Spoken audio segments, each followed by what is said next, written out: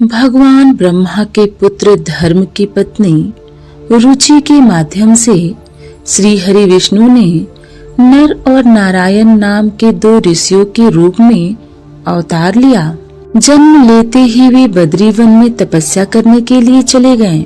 उसी बद्री वन में आज बद्री का आश्रम बना है। वहीं नर और नारायण नाम के दो पहाड़ हैं। वहीं पास में केदारनाथ का पवित्र शिवलिंग है, जिसे नर और नारायण ने मिलकर ही स्थापित किया था। यह लगभग 8000 ईसा पूर्व की बात है। नर और नारायण की तपस्या से ही संसार में सुख और शांति का विस्तार हुआ। आज भी केदारनाथ और बद्रिकाश्रम में भगवान नर और नारायण निरंतर तपस्या में रत रहते हैं। नर और नारायण को बद्रिकाश्रम में भगवान शिव की तपस्या करते देख देवराज इंद्र को अपना सिंहासन हाथ से जाने का डर सताने लगा। इंद्र को लगा कि कहीं भगवान शिव नर और नारायण की तपस्या से प्रसन्न होकर इंद्र का सिंहासन ही उन्हें न सौंप दें। अपने इसी डर के चलते देवराज इंद्र ने पहले तो नर और नारायण को लोभ मोह में फंसाकर उसके बाद डर दिखाकर उनकी तपस्या भंग करनी चाहिए, लेकिन वे इसमें असफल रहे। जब नर और नारायण की तपस्या को देवराज इंद्र भंग नहीं कर पाए, तो उन्होंने कामदेव और वसंत ऋतु के साथ इंद्रलोक की समस्त अप्सराओं को नर और नारायण की तपस्या को भंग करने का आदेश दिया, जिसके बाद कामदेव और वसंत ऋतु देव के साथ बद्रिकाश्रम पहुंचकर वो सभी अप्सराएं नृत्य करके नर और नारायण की तपस्या को भंग करने का प्रयास करने लगी। अप्सराओं को नृत्य करते देख नर और नारायण यह समझ गए कि इंद्र ने ही इन अप्सराओं को उनका तप भंग करने के लिए भेजा है, और इन अप्सराओं को भी लगा कि वो अपनी सुंदरता व मादकता से उनका तप तोड़ने में कामयाब हो जाएगी। अपनी सुंदरता और मादकता पर अहंकार करने वाली इन अप्सराओं का घमंड तोड़ने के लिए नारायण ने अपनी उरु यानी जांघों से एक सुंदर अप्सरा को जन्म दिया, जिसकी सुंदरता और मादकता को देखकर स्वर्ग की सारी अप्सराएं आश्चर्यचकित रह गईं। चूंकि उस सुंदर अप्सरा का जन्म नारायण के उरु भाग से हुआ था, इसीलिए नारायण ने उसका नाम उर्वशी रखा। गौरतलब है कि उर्वशी को अपने उरु भाग से जन्म देकर नर और नारायण ने इंद्र समेत उन समस्त अप्सराओं के अभिमान को तोड़ दिया था, जो उनके तप को भंग करना चाहते थे। हालांकि बाद में नारायण ने सुंदर अप्सरा उर्वशी को देवराज इंद्र को भेंट के रूप में दे दी, जिसके बाद दूसरी अप्सराओं के साथ उर्वशी भी इंद्रलोक में जाकर रहने लगी और वहां की शोभा बढ़ाने लगी। पांचाल देश का राजा शिव केतु था। राजा बहुत बड़ा शिव भक्त था। शिव आराधना और शिकार, ये दो चीजें उसे बहुत प्यारी थी। वह शिकार खेलने रोज जंगल जाता था। एक दिन घने जंगल में सिंह केतु को एक ध्वस्त मंदिर दिखा। राजा शिकार की धुन में आगे बढ़ गया, किंतु सेवक ने ध्यान से देखा तो वह शिव मंदिर था, जिसके भीतर लता पत्रों के बीच एक शिवलिंग था। वह सेवक एक भील था और उसका नाम चंड था। सिंह केतु के सानिध्य और उसके राज्य में रहने से वह भी धार्मिक प्रवृत्ति का हो गया था। चबूतरे पर स्थापित शिवलिंग, जो कि अपनी जलहरी से लगभग अलग ही हो गया था, वह उसे उखाड़ लाया। चंड ने राजा से कहा, महाराज, यह निर्जन में पड़ा था, आप आज्ञा दे तो इसे मैं रख लूं, पर कृपा कर पूजन विधि भी बता दें, ताकि मैं रोज इसकी पूजा कर पुण्य कमा सकूं। राजा ने कहा, इसे रोज नहलाकर इसकी फूल बेल पत्तियों से सजाकर पूजा करना, फल मीठा और अक्षत चढ़ाना, जय भोले शंकर बोलकर पूजा करना और इसके बाद इसे धूप दीप दिखाना। राजा ने कुछ मजाक में कहा कि इस शिवलिंग को चिता भस्म जरूर चढ़ाना और वह भस्म ताजी चिता राख की हो।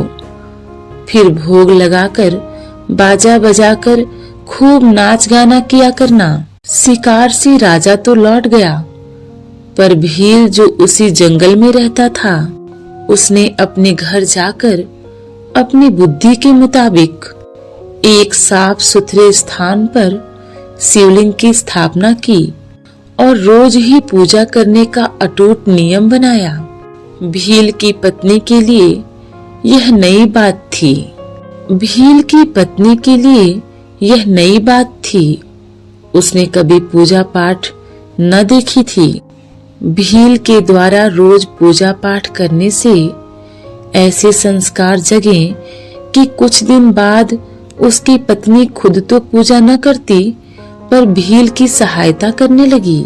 कुछ दिन और बीते तो भील की पत्नी भी पूजा में पर्याप्त रुचि लेने लगी।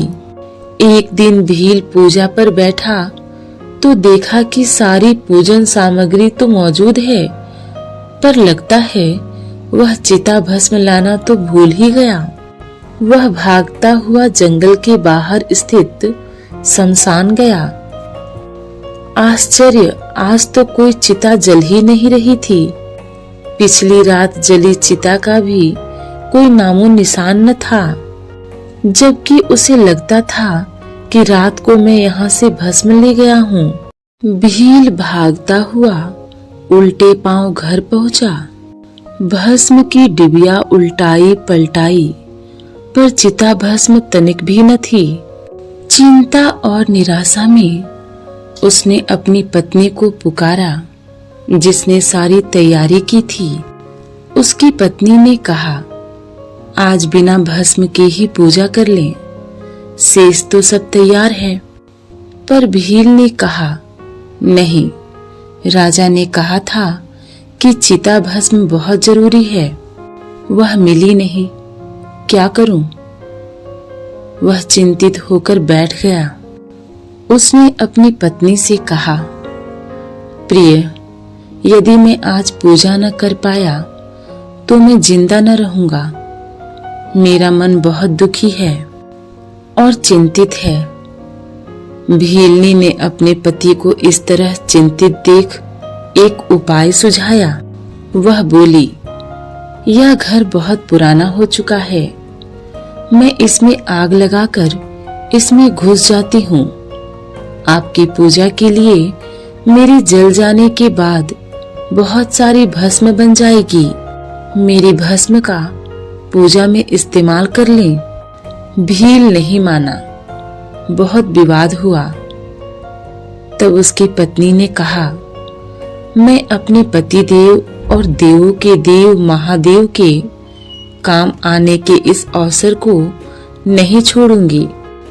उसने स्नान किया, घर में आग लगाई, घर की 3 बार परिक्रमा की, भगवान का ध्यान किया और भोलेनाथ का नाम लेकर जलते घर में घुस गई। ज्यादा समय नहीं बीता कि शिव भक्ति में लीन वह भीलनी जलकर भस्म हो गई। उसके पति ने भस्म उठाई, भली भांति भगवान भूतनाथ का पूजन किया। शिव भक्ति में घर सहित घरवाली को खो देने का कोई दुख तो भील के मन में था ही नहीं। सो पूजा के बाद बड़ी उत्साह से उसने अपनी पत्नी को प्रसाद लेने के लिए आवाज दी। क्षण भर के भीतर ही उसकी पत्नी समीप बने घर से आती दिखी। जब वह पास आई तो भील को उसके और अपने घर के जलने का ख्याल आया। उसने पूछा, यह कैसे हुआ? तुम कैसे आई? यह घर कैसे वापस बन गया? तब उसकी पत्नी ने सारी कथा कह सुनाई। जब धधकती आग में घुसी तो लगा जल में घुसी जा रही हूँ और मुझे नींद आ रही है। जगने पर देखा कि मैं घर में ही हूँ और आप प्रसाद के लिए आवाज लगा रहे हैं। वे यह सब बातें कर ही रहे थे कि अचानक आकाश से एक विमान वहां उतरा।